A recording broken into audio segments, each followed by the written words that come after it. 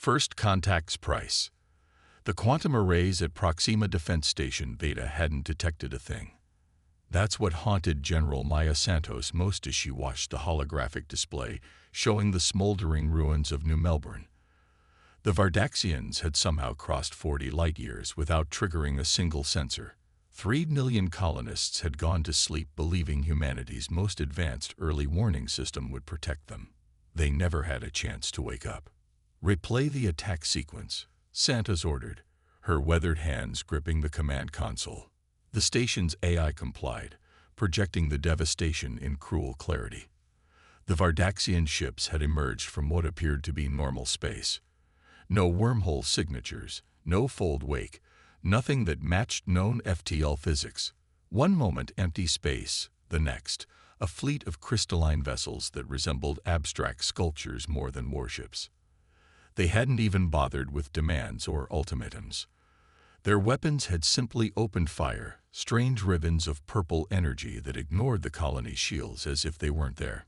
New Melbourne's defensive platforms, the pride of human military engineering, might as well have been ancient history artifacts for all the good they did. "Ma'am," Lieutenant Chen's voice cracked slightly. "We're receiving similar reports from Epsilon Eridani. The mining colonies there, they're just gone. Same weapons signature. Same impossible approach vectors." Santos closed her eyes for a moment, calculating losses that already numbered in the millions. 20 years of human expansion into the stars, erased in less than 6 hours. But it was what she'd seen in the final moments of New Melbourne's footage that truly chilled her. The Vardaxian ships hadn't just destroyed. They'd collected. Massive beams had swept through the ruins, gathering technology, resources, and God knows what else into their holds. "They think we're primitive," Dr. Lakshmi Patel spoke up from her station in the science bay. The xenotechnologist had been analyzing the attack patterns since the first reports came in. "Look at their approach, methodical, almost casual. They're treating this like a harvesting operation, not a war." Santos turned to face the assembled command staff, their faces illuminated by the harsh emergency lighting. "Then they've made their first mistake. Lieutenant Chen, initiate Protocol Omega. All remaining colonies are to go dark immediately. Shut down every quantum array, every FTL comm buoy." As far as the Vardaxians are concerned, they just knocked humanity back to the Stone Age. "But Mom," Chen protested, "that'll leave Earth blind." "Earth isn't blind, Lieutenant. Earth is playing dead." Santos activated her neural link to the station's secure archives. "Dr. Patel, I'm authorizing you for Project Lazarus access. Level Omega. The Vardaxians want to treat us like primitive resources to be harvested. Fine. Let's show them what happens when they underestimate humanity's capacity for adaptation." The command staff exchanged glances as classified files began flooding their neural feeds. Project Lazarus had been theoretical, deemed too dangerous to even test. But watching New Melbourne burn had changed everything. The Vardaxians had revealed their technological superiority and their fatal weakness. They saw humans as primitive, which meant they'd never expect what was coming. "We have 6 months at most before they reach the inner colonies," Santos continued. "I want every shipyard, every research facility, working on one thing only. Dr. Patel, you said their ships are crystalline structures, correct? Operating on principles we've never seen before." The scientist nodded, her eyes widening as she processed the Lazarus specifications. The energy patterns suggest some form of quantum crystalline matrix. Incredibly advanced, but also rigid, unchanging. They've probably been using the same technology for thousands of years. "Exactly." Santos smiled, but there was no warmth in it. They'd forgotten how to adapt, how to change. Humanity's greatest strength isn't our technology. It's our ability to take a punch, learn from it, and hit back harder. "Lieutenant Chen, send word to Earth Command. Tell them Operation Looking Glass is a go." As the orders went out, Santos studied the holographic debris field that had once been humanity's most advanced colony. The Vardaxians had made a fundamental error in their calculations. They'd assumed humanity's technological level was the measure of their civilization. They hadn't considered that humans had achieved spaceflight in less than a century after first powered flight. Hadn't factored in how quickly humans could learn, adapt, and overcome. Most importantly, they hadn't realized that showing humanity their technology, even in an attack, was equivalent to handing over the blueprints. Dr. Patel's team was already extracting data from the weapon signatures, the drive patterns, even the crystalline structure of the debris itself. Every second of footage from the attack was a treasure trove of information for those who knew how to look. One more thing, Santos addressed her staff. What happened here never leaves this room. As far as the public is concerned, we lost everything in the attack. Total technological regression. I want the Vardaxians to think we're running scared, hiding in our caves. Because in 6 months, when they come for Earth.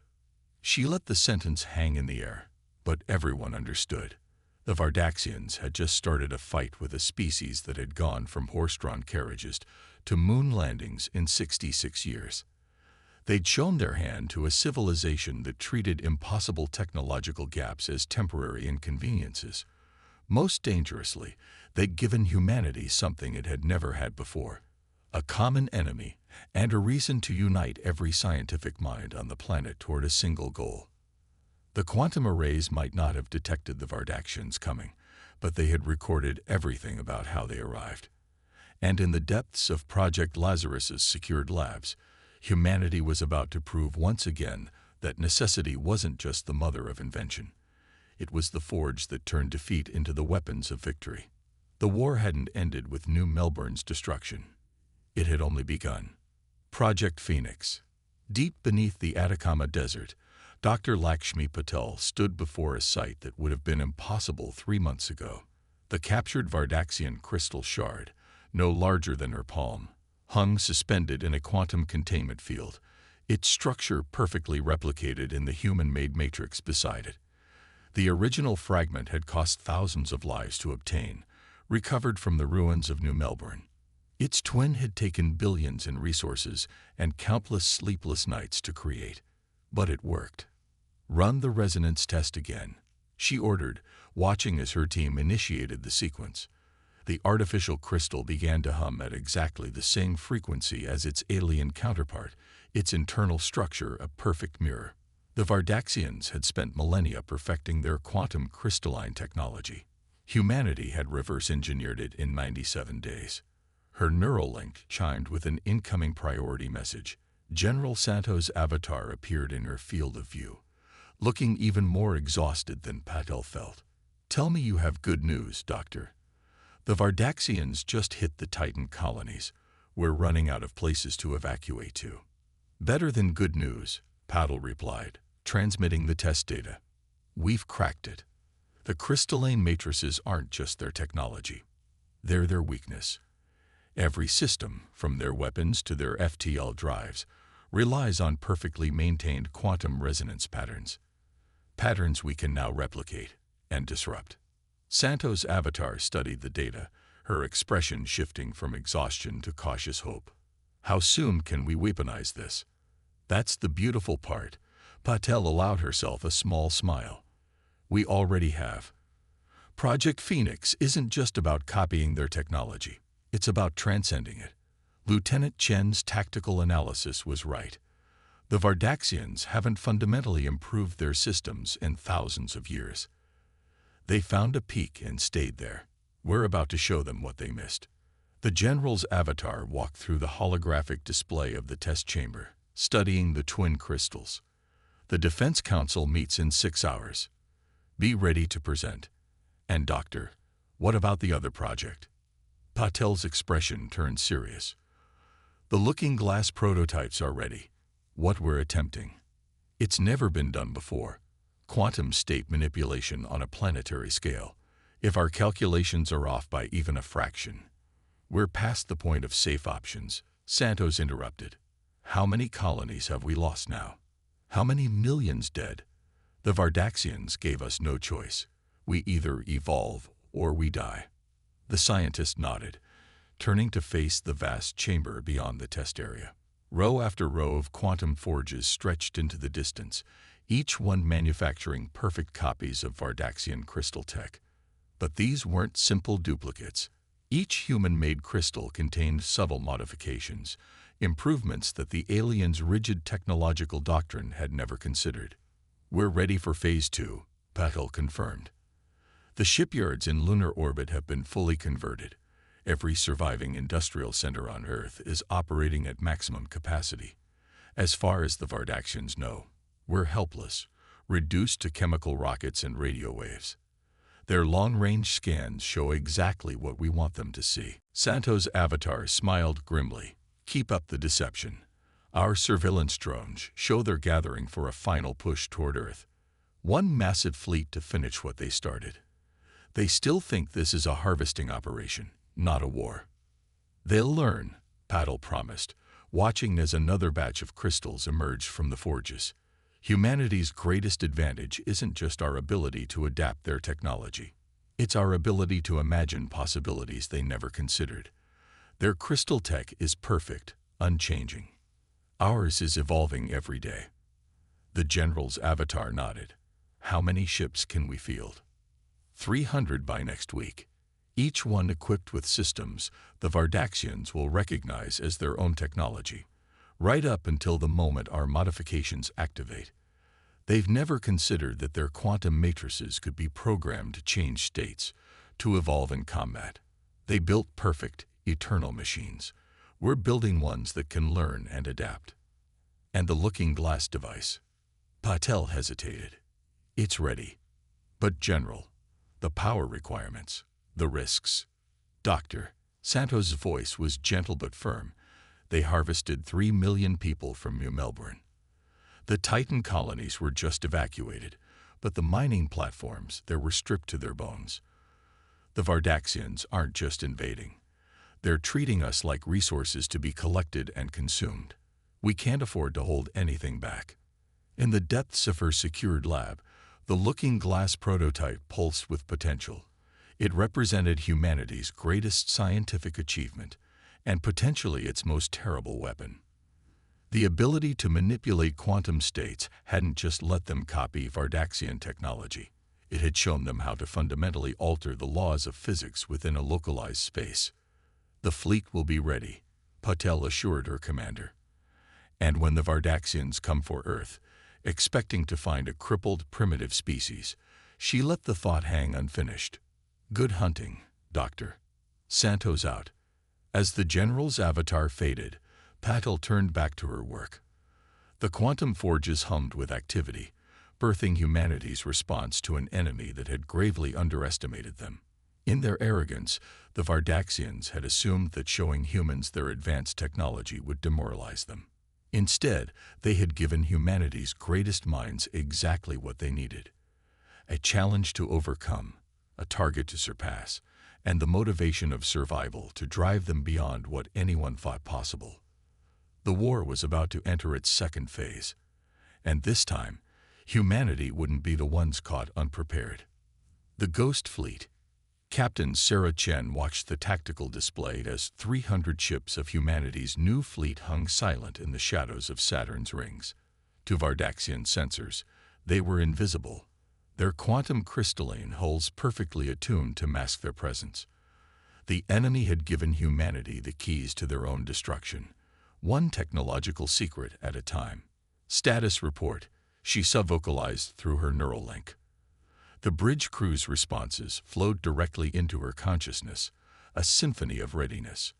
Every ship in the fleet was equipped with technology that had been theoretical just months ago.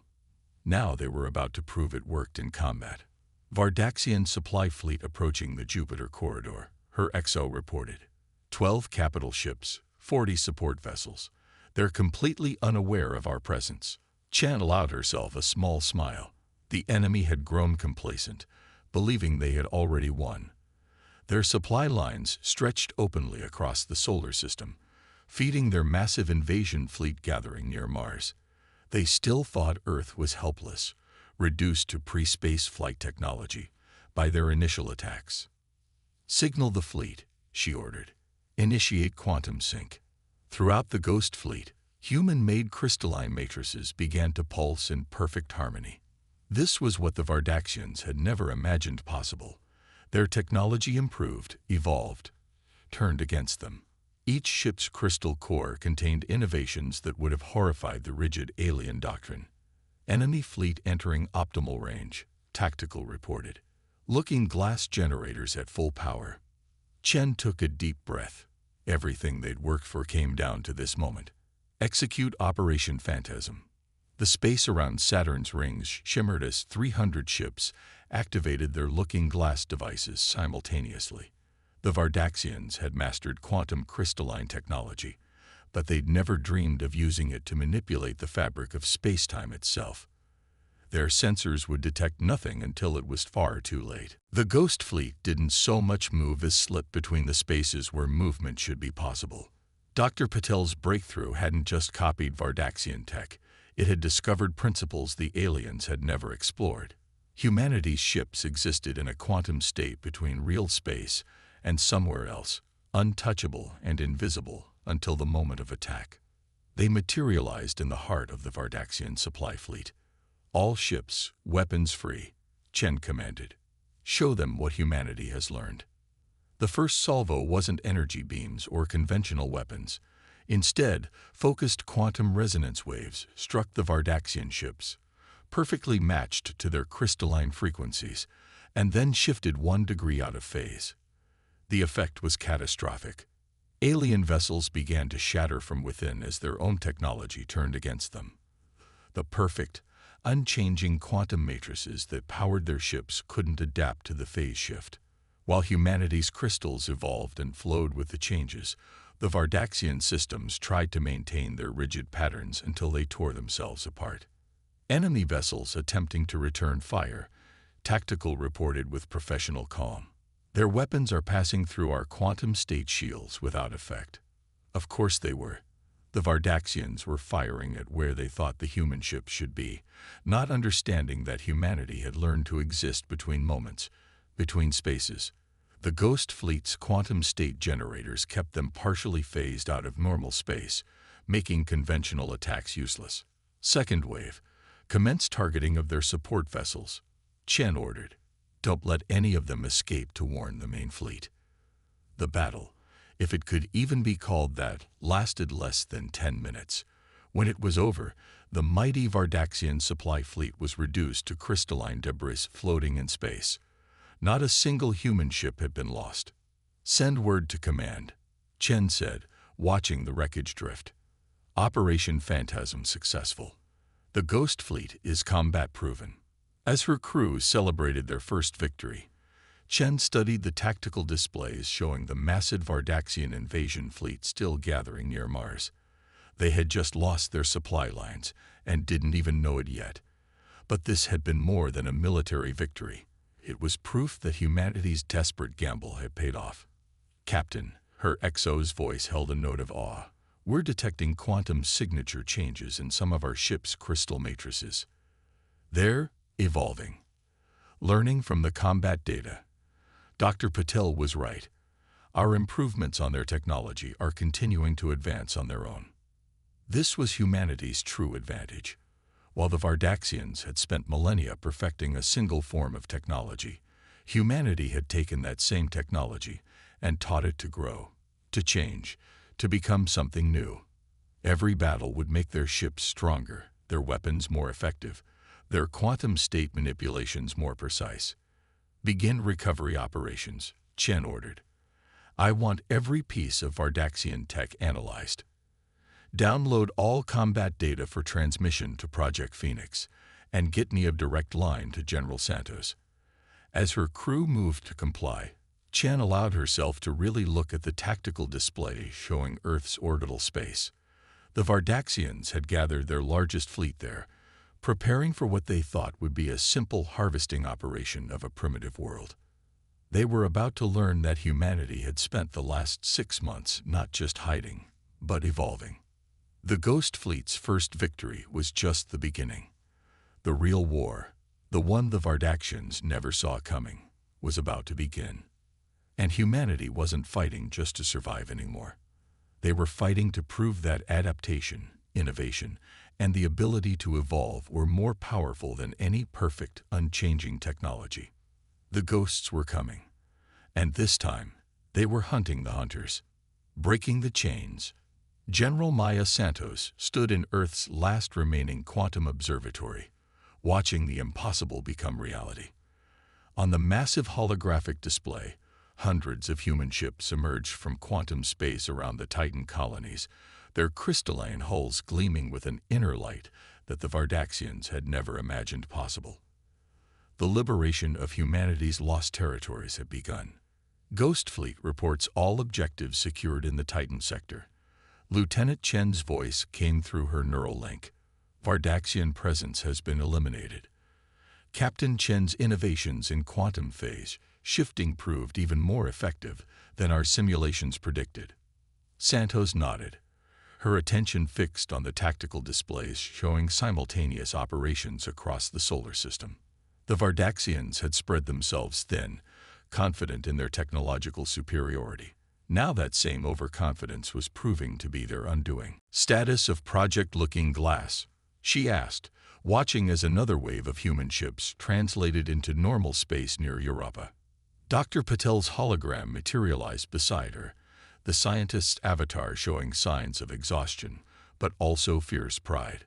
The quantum matrices continue to evolve beyond our initial specifications. Each engagement teaches our ships new ways to manipulate space-time. We're not just using Vardaxian technology anymore. We're rewriting the fundamental laws of physics they thought they understood. On the main display, a Vardaxian defense fleet attempted to engage the human ships near Jupiter's orbit. Their weapons, once devastatingly effective against human defenses, passed harmlessly through vessels that existed in multiple quantum states simultaneously. The counterattack was swift and decisive. Human ships phased into normal space just long enough to unleash weapons that shattered the enemy's crystalline hulls from within. They still haven't adapted their tactics, Santos observed. 6 months of combat, and they're still fighting the same way they did at New Melbourne. They can't adapt, Patel explained, her avatar gesturing to the data streams flowing through the observatory. Their entire civilization is built on the principle of perfection through stasis. Change is anathema to them. Even now, they can't comprehend how we've taken their technology and made it imperfect, made it capable of evolution. Santos watched as another human fleet emerged near Mars, cutting off the Vardaxian invasion forces' retreat route. The enemy had gathered their largest fleet there, preparing for what they thought would be their final triumph over Earth. Instead, they were about to become trapped between humanity's advancing forces and what awaited them in Earth orbit. Status of the Lazarus Array, she asked. Patel's avatar flickered slightly, online and fully charged. But General, the power requirements, the risks, are necessary, Santos finished. The Vardaxians didn't just attack our colonies, they harvested our people. Millions are still held in stasis aboard their ships, treated like resources to be processed. We're not just fighting for survival anymore. The tactical display updated, showing the full scope of humanity's counteroffensive. The Ghost Fleet had split into 3 battle groups, systematically cutting off Vardaxian forces from their supply lines and escape routes. But it was what waited in Earth orbit that would decide the final outcome. Message from Captain Chen. Lieutenant Chen reported. Ghost Fleet has secured all objectives in the outer system. Vardaxian forces are in full retreat, directly toward Earth, exactly as planned. Santos allowed herself a grim smile. They think they're falling back to their strongest position. They have no idea they're walking into our trap. She turned to Patel's avatar. How many ships have we confirmed carrying human prisoners? At least 30 capital ships in their main fleet, the scientist replied. Our quantum sensors can detect the stasis fields. We've refined the looking glass technology to extract our people the moment the array activates. The general nodded, watching as the massive Vardaxian fleet began its final approach to Earth. They still outnumbered humanity's forces nearly 3-1, but numbers meant nothing in the face of what was about to happen. Send word to all fleet commanders, Santos ordered. Operation Lazarus is now in effect. Begin final phase on my mark. Throughout the solar system, human ships took up their positions. The crystalline matrices that powered them hummed with possibilities that their Vardaxian creators had never dreamed of. Humanity had taken the aliens' perfect, unchanging technology and taught it to do the impossible, to grow, to adapt, to imagine new ways of manipulating reality itself. The Vardaxians thought they were dealing with primitives, Santos said softly, watching the enemy fleet approach their doom. They never understood that humanity's greatest strength isn't our technology. It's our ability to take something perfect and make it better by making it imperfect, by making it capable of change. The massive form of the Lazarus Array hung in Earth orbit, its crystalline structure a testament to how far humanity had come in just 6 months. It represented their greatest achievement and their most terrible weapon, the ability to rewrite the laws of physics themselves within a defined space. The Vardaxians were about to learn that perfection was a dead end. Evolution, adaptation, the courage to embrace change and imperfection. These were the true strengths of humanity. And in moments, they would demonstrate this lesson on a scale that would reshape the very fabric of space-time itself. Reckoning. The Vardaxian fleet filled Earth's orbital space like a crystalline cloud, thousands of ships arranged in perfect geometric patterns that hadn't changed in millennia. Below them, humanity's homeworld appeared defenseless, its orbital platforms dark, its surface showing only primitive technology to their sensors. The trap was set. They're launching their harvesting ships. Lieutenant Chen reported from his station in the hidden command center beneath the Atacama. Just as predicted. General Santos watched the tactical display as the enemy vessels began their descent, their crystalline hulls refracting sunlight in patterns that had once seemed beautiful. Now they only reminded her of New Melbourne's destruction, of millions of humans held in stasis aboard those ships, waiting to be processed like resources. Signal the Ghost Fleet, she ordered. Begin Operation Lazarus. Across the solar system, humanity's ships translated from quantum space in perfect synchronization. The Vardaxians found themselves suddenly surrounded, caught between Earth and hundreds of vessels wielding technology they recognized as their own. But changed, evolved, made imperfect, and therefore infinitely more dangerous. Vardaxian command ship is broadcasting, Chen announced. They're demanding our surrender. Put them through, Santos commanded. Let them see who they're really fighting. The alien commander appeared as a hologram, its crystalline form a mirror of the technology it worshipped. Your resistance is illogical, it stated in perfect Earth standard. You have merely copied our perfection imperfectly. Surrender now, and your processing will be painless. Santos smiled, but there was no warmth in it. You still don't understand what you're facing. We didn't copy your technology. We evolved it, made it better by making it imperfect, by teaching it to change. She nodded to Dr. Patel. Show them. The Lazarus Array activated. Reality shimmered around Earth as thousands of quantum matrices activated simultaneously, each one slightly out of phase with the others. The Vardaxian fleet found itself caught in a web of overlapping quantum fields, each operating according to slightly different laws of physics.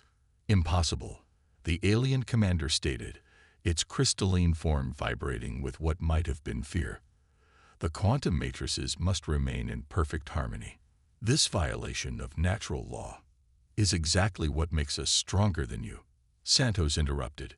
You spent thousands of years perfecting one way of manipulating reality. We looked at your perfect system and saw infinite possibilities for change, for growth, for evolution. The Lazarus Array's effect spread through space, creating zones where the laws of physics themselves became mutable. Vardaxian ships, dependent on absolute quantum stability, began to shatter as their perfect crystalline matrices encountered spaces where perfection itself was impossible. Ghost Fleet, execute primary objective, Santos ordered. Get our people out of there. Human ships phased through the quantum distortion fields, their evolved technology allowing them to adapt to the changing laws of physics. Precision strikes freed the stasis pods containing harvested humans, quantum transporters pulling them to safety microseconds before their captor ships broke apart. You primitives, the Vardaxian commander's hologram flickered as its ship began to fail. How could you do this? How could you take perfection and make it chaotic? Because that's what humanity does, Santos replied. We take ideas and make them grow. We see limitations and push past them. Your mistake wasn't attacking us. It was showing us technology that could be improved by making it imperfect. The Lazarus Array reached full power, creating a cascade of quantum state changes that ripple through space. Ships of the Ghost Fleet danced through the chaos, their crystalline matrices adapting and evolving in real time, while the rigid Vardaxian vessels shattered around them. Signal from the rescue teams, Chen reported, his voice thick with emotion. All stasis pods recovered. 3 million survivors from New Melbourne alone. Santos watched as the mighty Vardaxian fleet dissolved into crystalline dust, their perfect technology unable to cope with a reality that refused to follow their unchanging rules. The few surviving ships flowed into deep space, but they carried with them something more devastating than defeat, the knowledge that their technological perfection had been surpassed by those they had considered primitive. Send word to all colonies, she ordered. Earth is secure. The Liberation Fleet can begin returning our people home. She turned to Dr. Patel's hologram. And the quantum evolution effect. Santos watched as the mighty Vardaxian fleet dissolved into crystalline dust, their perfect technology unable to cope with a reality that refused to follow their unchanging rules. The few surviving ships flowed into deep space, but they carried with them something more devastating than defeat, the knowledge that their technological perfection had been surpassed by those they had considered primitive. Send word to all colonies, she ordered. Earth is secure. The Liberation Fleet can begin returning our people home. She turned to Dr. Patel's hologram. And the quantum evolution effect. Spreading exactly as predicted, the scientist replied. The Vardaxians didn't just lose their fleet. They lost their monopoly on quantum crystalline technology. The changes we introduced are propagating through space itself. Their perfect, unchanging universe will never be the same. As humanity's ships began the process of rebuilding, Santos reflected on how far they had come. The Vardaxians had attacked Earth expecting to find primitives worthy only of harvesting. Instead, they had encountered humanity's true strength, not the ability to copy technology, but the vision to see how it could be improved by making it imperfect, by allowing it to change and grow. Begin shutdown of the Lazarus Array, she ordered. Its work is done. The quantum distortions faded, leaving Earth's orbital space clear except for the glittering debris of the Vardaxian fleet, a monument to the danger of believing in perfect, unchanging solutions.